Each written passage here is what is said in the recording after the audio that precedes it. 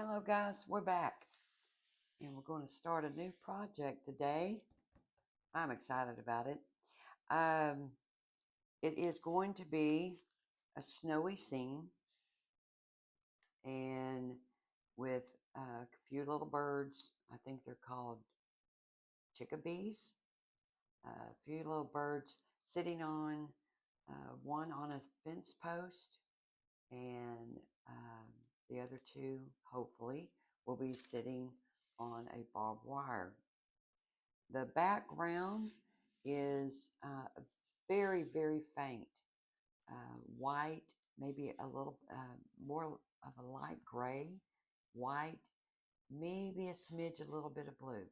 And as much as I love contrast, I'm going to work at trying to keep this on the light side. We'll see how it goes. My board, now this project could be, you can scale this down or up. It can go on a canvas. It can go on a round board. It can go on really any size you want. You just have to scale it up a little bit. Um, I do believe, let's see, this board here is a 16-inch long, 11 1/4 inch wide. So I had one of these. I wasn't sure if it's going to fit in the camera very well as far as the visual, but I think it's going to do okay. All right, I did, to save time, started my palette. I'm working with a whole lot of white mixed with water and just a tad bit of black, just to get that light gray color.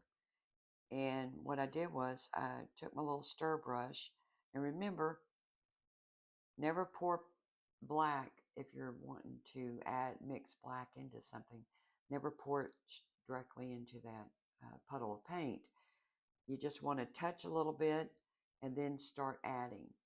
And then you can touch again, add a little bit more to get it to your desired color that you're looking for. The little bit of blue, I watered it down. And the reason you want to water your paints down is so they flow easier. Plus, since I'm going to try not to use too much blue, if I'm painting with this light gray, okay, as the background, and I just want to touch a little bit of blue in there, if this blue, I have found, if it is straight from the bottle and not watered down, then usually I'm getting way more blue on my brush than I want. So then that causes me to have to work that area to tone that blue down. By watering that blue down, making that consistency almost the same as your white, and you touch it, you're just barely getting any. That works so much better. Okay, I took a dark brown. You can use any brown. Again, you can use any blue. A dark brown, I watered it down as well. Because as we work down from the sky down towards the ground, there's going to be just a tad bit of brown showing up at the bottom. Okay, make sure that that white paint that you turned into gray is nice and wet. We're doing a background, so I would say a decent gravy, consistency of a gravy. And I added just a little bit of pure white to my palette and watered it down. Probably needs to be watered down a little bit more, just in case I get too much blue or too much of the brown. This white will help me tone it down on my surface. Okay, let's get started. So damp your brush. Get your 1-inch brush nice and wet, and then dry it off a little bit. Make sure this area here has no water on it so you don't have any drips. Load your brush, and again, you want to load your brush halfway. That's always best. That way you keep that paint from going up inside there. And we're going to start up here at the top with just short little strokes going back and forth back and forth. And it's probably going to take 2 coats for it to cover my pine board here. I may just allow some of that wood to shine through just a little bit, but we'll see how this works up. If I want to, now I'm just going to barely touch the corner of my brush into the blue. See, just barely, a little something there. Back into the white gray. And you can do the background very similar to like a good old Bob Ross used to do, which is the big old X's. And if I'm not mistaken, he always did it like this. But, and I can do that. We can do that. I just feel like the background needs to have a good base coat before we apply the sky one more time. Okay, so I'm going to go off camera and finish doing this, and I do believe I'm going to go ahead, let it dry, cover it totally in the light gray, touch of blue here and there, let it dry. About halfway down. Let's see, I gotta look at my picture here. I'd say 3/4 down. I'm gonna start just a smidge of brown, and then the rest will be that light gray. And we're gonna let it dry, and then we're gonna go back and do a second coat. Okay, I'm still working on the background for the first coat. I wanted to show y'all when I do the on first coats, I always do the edges as well. If you're working on something like a board that the sides need to be painted. So I'm holding it like a tray, like a serving tray, and just getting my edges. If it bothers your hand to do that, sometimes I've also, if I've used the weed eater way too much, I can't do that. My hand is too sore. So I will put my item on top of like styrofoam plates, about 4 or 5 of them. It brings it up from your working surface and grab a little bit of paint.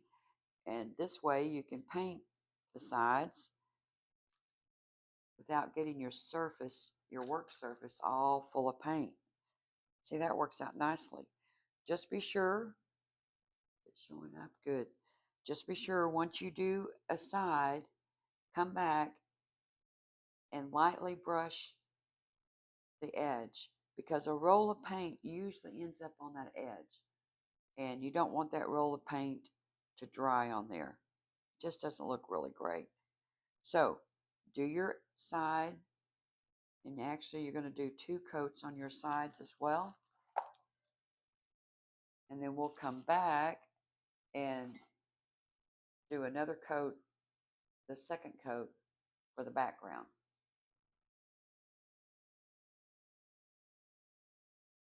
Okay, I have got the first coat on. I did my sides, 2 coats, and the top coat is dry nicely. The sides are starting, they're drying pretty good. But we can go ahead and start working on the second coat for the project's background. The only other thing that to add is when you're doing your edges and you're catching that roll of paint with your brush, once you finish one edge, let me wipe my brush off real quick. Once you finish painting one edge, the first coat, and like I said a minute ago, just do quick strokes to catch the ridge of paint that comes up on that edge. Okay? You want to catch that. You also, just to being picky, I guess, but you can either take a brush or your finger and wipe underneath here, because you're going to have a ridge as well on the back side. So when you paint the back side, kind of give it that finished look. You don't have a bunch of rolled up dry paint back here in the back. You just wipe it off, makes it nice and smooth. Or you can use your paintbrush. But, okay, so reiterate. 2 coats on your sides if you're working on a board.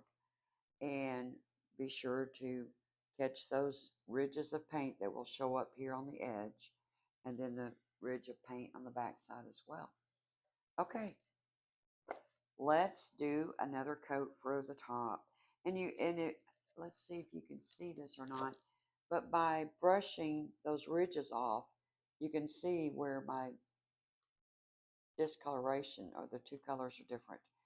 That's why I always do my second coat for my background. I always do it the second coat last, so it catches and covers all that. That's why I do the edges twice. That way those little areas that you're moving those ridges of paint, that gets covered on your second coat. I had to add a little bit more white paint to my palette, watered it down, added a smidge of black to it, stirred it all up really nice. Same thing with a little bit more white. I added a little bit more of the dark brown, but I still have plenty of the blue. So if you need to stop and pause the video and add some more paint, you are welcome to do so.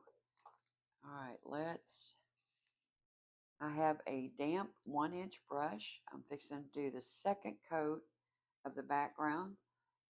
Again, we're going to do a lot of light gray through here, a touch of blue, not much, and then keep going down until about 3/4 of the way down.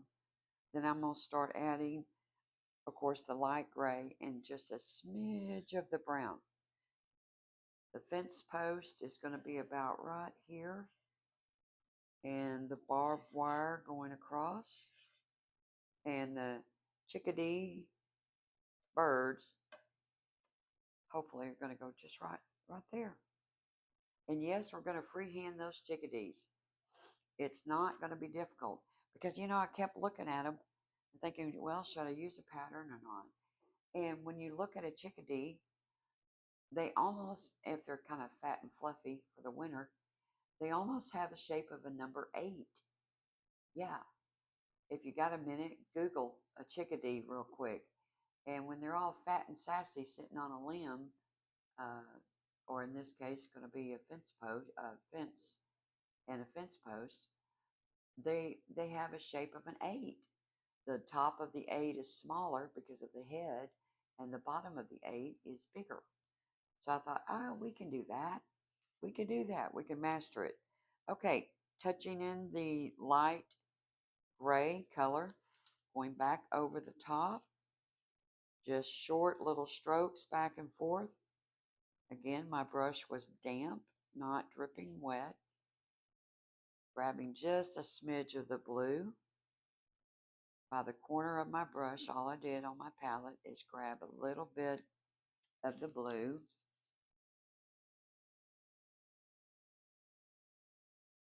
Grabbing the gray mixture while everything is still wet. If I want that blue line to budge a little bit, I can dampen my brush and go right back over it before it dries.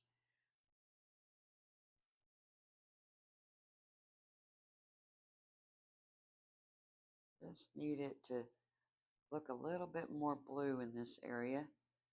Nothing, I really don't want streaks. I just kind of want a faint something there.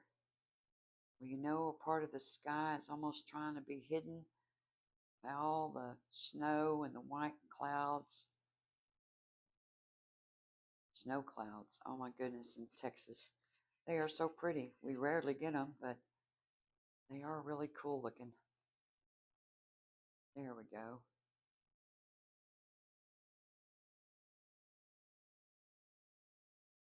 Catching those edges. Short little strokes before it all dries. Get some gray over here.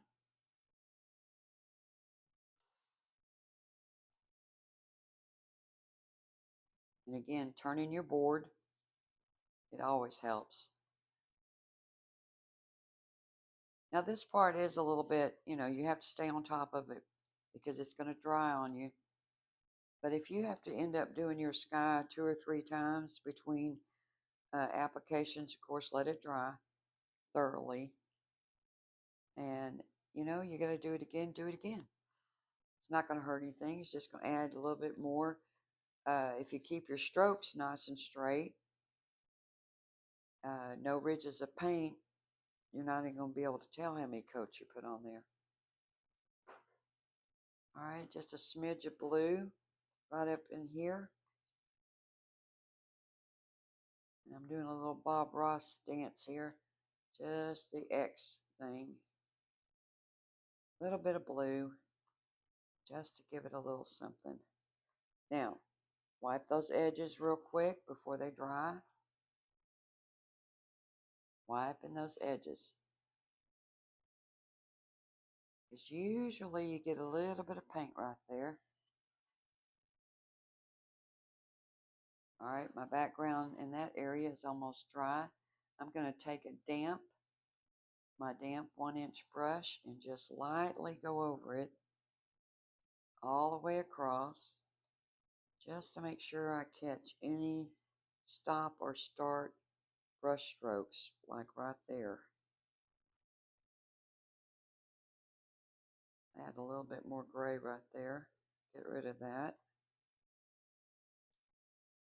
And when you're doing what just kind of like this crossover after you put all the paint on there, and then you're just lightly crossing over everything with a damp brush. You just go a little lighter on the pressure. When you've got one kind of pressure as you're applying the paint, you got another kind of pressure of your brush when you're just trying to catch any rolled up paint or make the brush strokes look a little invisible. Okay, grabbing a little bit of the gray, coming on down here towards, well, I would think would be the ground, almost getting close to the ground area. We're going to grab a smidge of brown.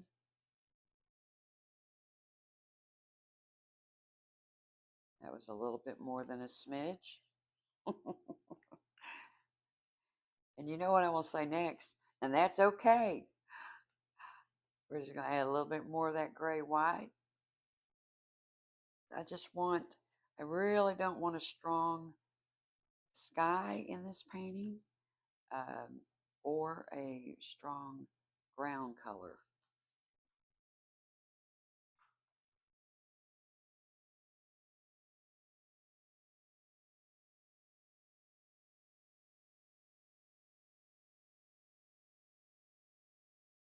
A little touch of brown.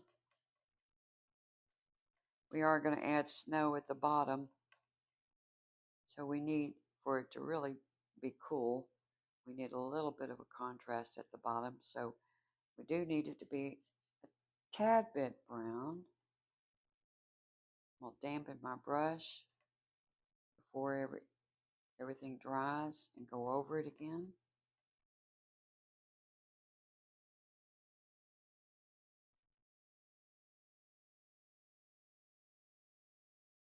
Just always keep in mind, once the coat dries, if you're not happy with what you're looking at, just go over it again. Right at the edge. I'm going to add just a smidge of brown there.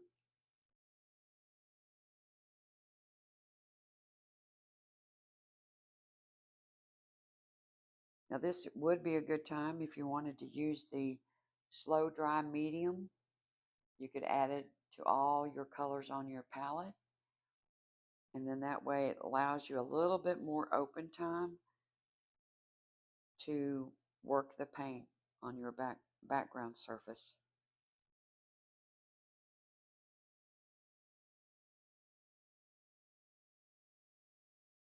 Okay, with a damp brush, I'm just going over the area that's still slightly damp. I can tell with my brush, the paint's starting to get tacky, almost at the edge of drying. Catching the edge real quick so there's no rolled paint there on the edge.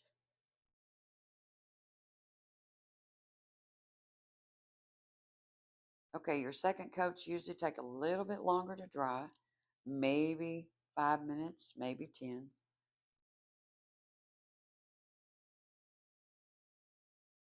And then we're going to let this dry, come back, see if we can't add just a little bit of fluffy clouds up there in that sky.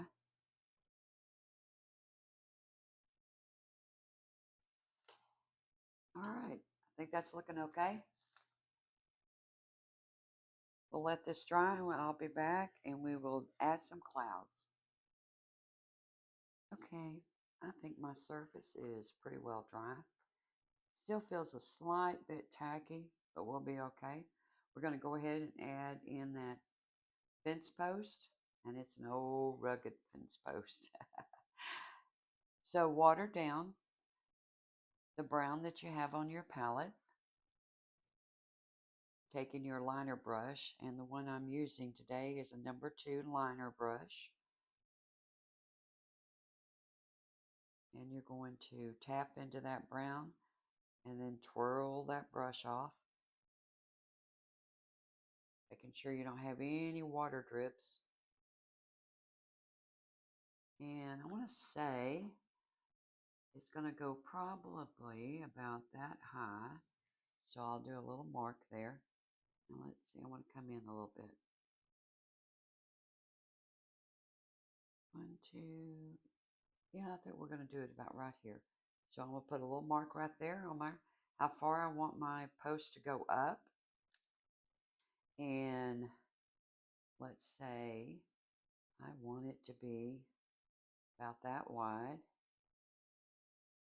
And it's going to come all the way down. And of course it can be adjusted because we're working with paint. Remember, we can adjust as we go. So touch your mid liner brush or your regular liner brush into the brown paint. Twirl it off. I'm going to turn this a little bit. And we're going to give that old post a little bit of an angle. Not much. And it's going to come down. And we'll see if we have it fairly straight on here. All we're doing is an outline. Trying to get this old post to show up. Be a good idea if I catch my little marks.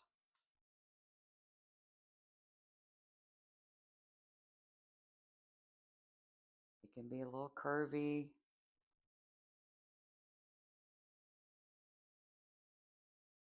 It can be a good old fat post.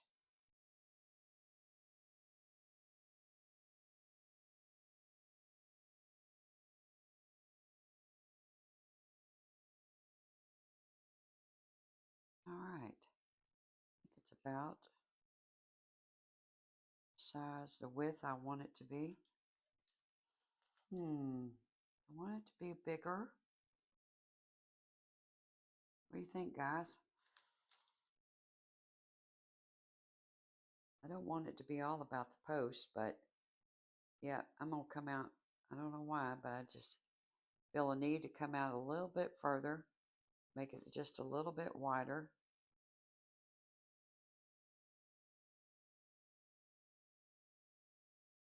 Nothing perfectly straight. Now I'm going to turn my project sideways, depends on what type of surface you're working on, and look at it and see, it's fairly straight. I don't need it to be perfect. I'm just going to emphasize the lines a little bit more. Kind of squiggly looking because it's an old piece of wood.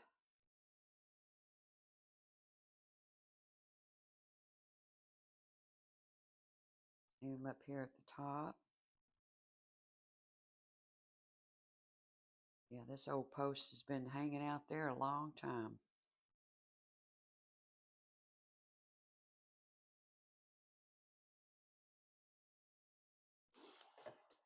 All right. Now we're just going to fill it in with some brown paint. If you would, at this moment, take just a minute and like and subscribe if you haven't subscribed to my channel yet. I do appreciate all the ones that have come. That's really kind of cool, seeing those numbers grow every day. I get a real big kick out of it. All right, grabbing that same brown paint, using my number 5 round brush, short little strokes, getting right close to the edge. If you make that post a little bumpy on the edge, that's great. Just makes it a little bit more realistic. There we go, bumping that out just a little bit. Little short strokes, grabbing some paint, and all you're doing is coloring in the lines. Same thing we did when we were kids, guys. Same thing. I do remember when I first started painting, everything was, oh my gosh, it was almost nerve-wracking, to be honest, because I had it in my head. I wanted it to be perfect. I wanted it to look so good. And I just added a lot more pressure on myself than what was needed. Because you really got to trust what I've heard them say it so many times. Trust the process. And the process is practice. The more you do this, the better you become at it. And in doing so, you also, of course, gain that confidence in yourself. Where if you do mess up something, no big deal. Just use the background paint, cover it. Sometimes I have had to go and sand mine slightly to, like I would have to do it with this post here.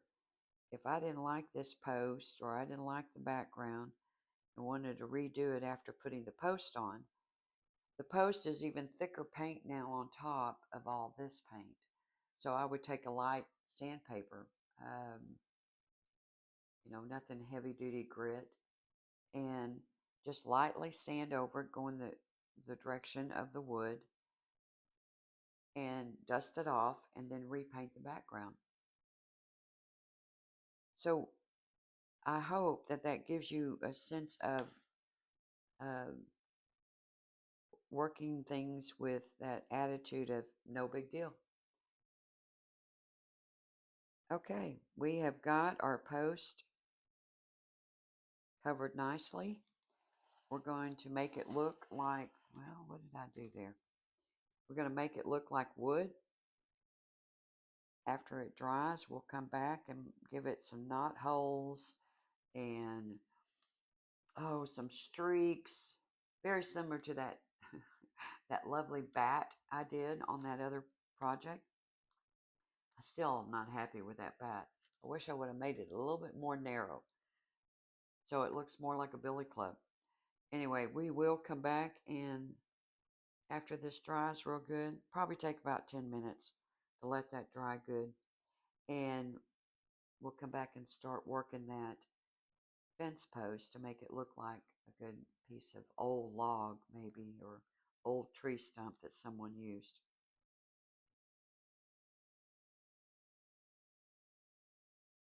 Okay, the fence post is drying nicely. Obviously, I have my ruler laying up here. Before we go back and finish working on it, we're going to go ahead and add that barbed wire.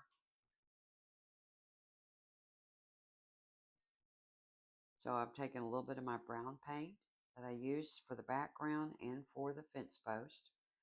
Added just a little bit of orange. We're going to mix those two together. This is an old rusty barbed wire that's out there. So it needs to be brown, needs to be a little orange.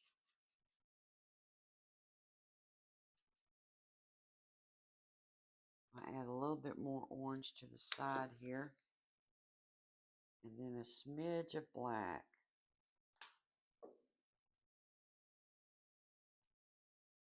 Need a little bit of water.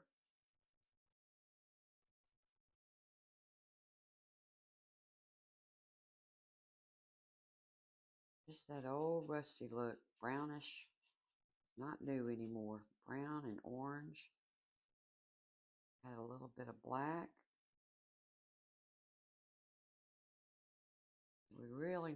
We do need it to show up with that light background.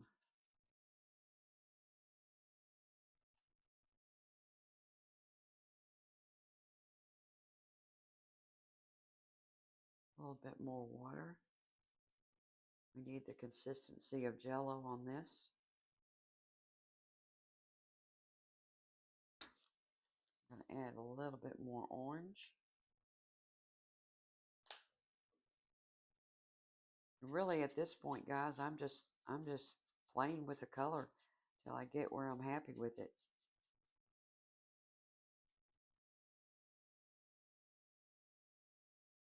Because the barbed wire is going to have a little bit of snow on it towards the end of the painting project, so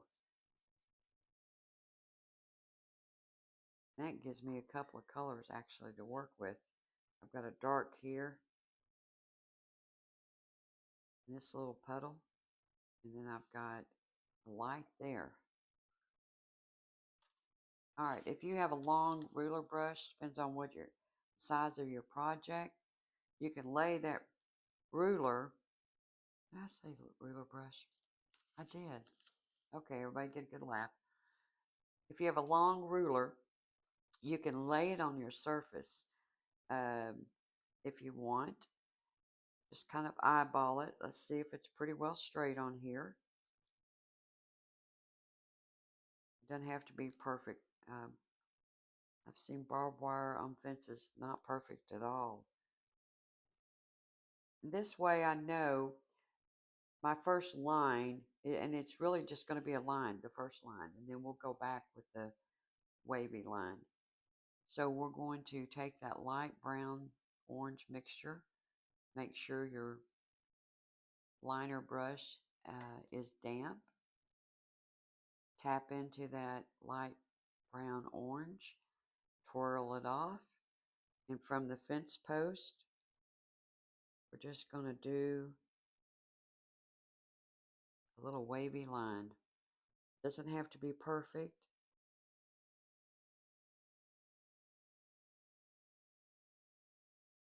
There we go. Good.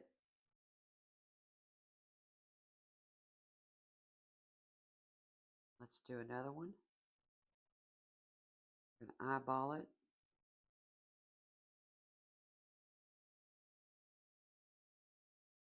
And let's see, I'll have it about right there. We're going to see it fairly straight on there. This is a good time if you want to stand up and look at your project to see if your guiding ruler is fairly straight. It's straight enough for me. Coming from the post, just a little squiggly line. Doesn't have to be perfect at all. And you could eyeball this without the ruler. It's up to you. There we go. That works for me. I'm going to use now the darker brown. Twirl your brush off. Just kind of go over that just a little bit more. Following how you made it squiggly the best that you can. Grab a little bit more paint. Going into that dark brown. Twirl it off. Going over that line again. And if you notice, my pinky finger is helping me guide. See, it's laid and rest on here. And it's helping me keep my hand sturdy by laying that finger on your project. Alright, grabbing a little bit of that dark brown, twirl it off. Probably best, since that's still damp, we'll turn it around and come at it a different direction. That way I don't mess that up with my hand. And all we're going to do is go over that squiggly line we made.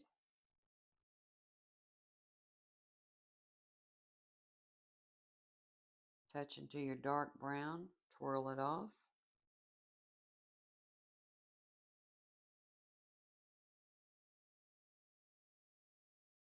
Stop at the post.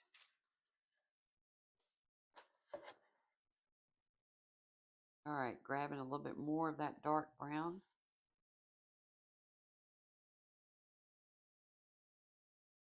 We're going to start at the very bottom one. And this, now we're going to do a weave, kind of a weave look. Going up and down, up and down, up and down. But what works really for me is to make sure your up and down is a good distance. Let me show you. So I'll start there at the post. And I'll let it really be more exaggerated on the up and down distance. See, I'm not going real close together. When you go back, you grab some paint, twirl it off. When you go back to finish, don't start where you stopped. Go back on that line a little bit more and then go on down. I'll show you with that one being off there a little bit. Alright, grabbing that dark brown. See, that's where I stopped. I won't start right there. I'll come back a little ways and grab that line.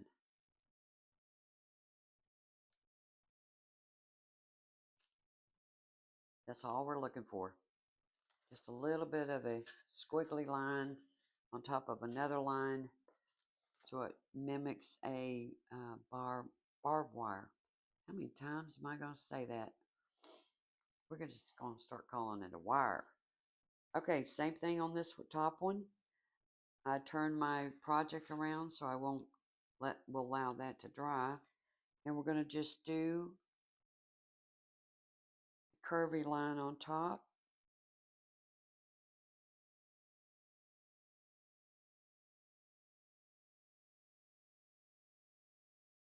Grab some paint, twirl off.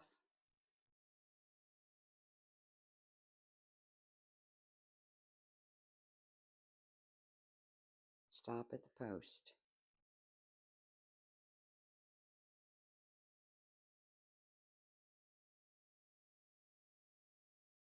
See, I left a lot of paint right there, so before it dried, what I did was I just barely touched that spot.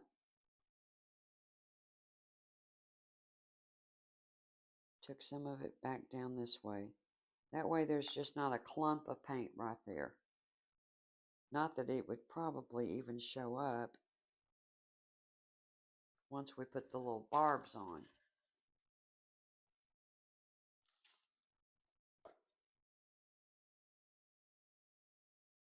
I don't know if I want that wire a little bit darker or not, because it's going to have the snow on it. I think we will. I think we'll just make this just a smidge darker by taking the black. At least one of the wires needs to be a little bit darker so you can see that definition. So what I've got a little water on my brush. I'm going to take a little bit of that black, add it to this brown right here.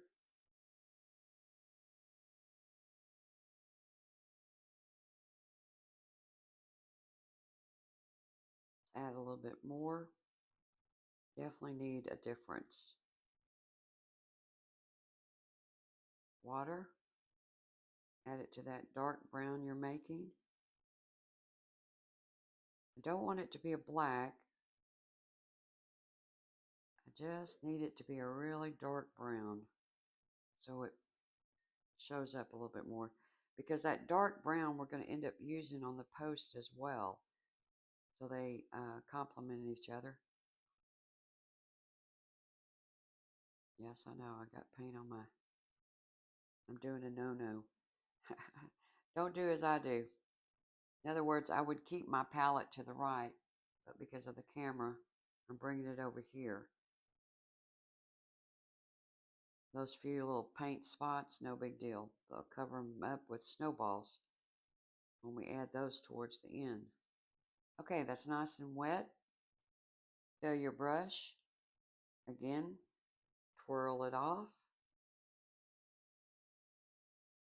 We're just going to go over one of those lines.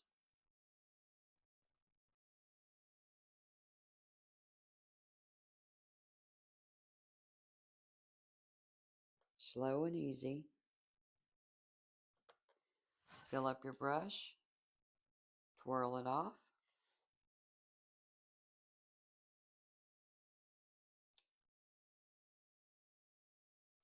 Yeah, I'm liking that a lot better.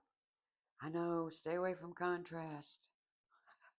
I have to tell myself that quite often when I'm working on something that's supposed to be kind of light. Alright, I'm going to do the same with this one. Go over just one of those lines, one of those wires. Grab a little bit of paint, twirl it off.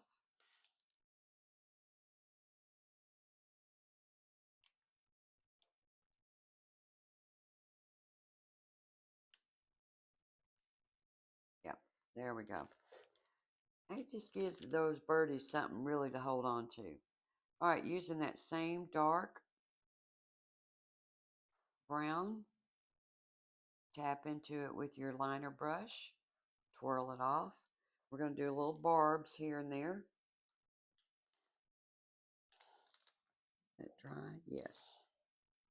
Alright, and usually a barb is about where the two wires meet. And I'm not a farmer, I'm a gardener. And so, but to my understanding, where they meet. So I am going to do up, down, X. Let me show you on my hand. We're going to do, let's say this is the wire. I'm going to go up, down, one of those really quick, swifty things, and then do an X. That works as a barb for me. If you've got a better way of doing it, please go right ahead. Okay, so about right here where these two wires meet, up, down, and an X. Up, down, and X. Up, down, and an X. Do the same on this one. Up, down, and an X. And the bird, some of the bird and snow is going to cover some of those barbs. Up, down, and X. Up, down, and an X. Up, down, and an X. Up, down, and an X. Do we need another one right there? Nope, we'll leave it be. All right. We're getting there. Okay. We're going to let that dry a little bit because you're crossing over those two paint colors. Let's just take a minute to dry. We'll come back and start working on the post.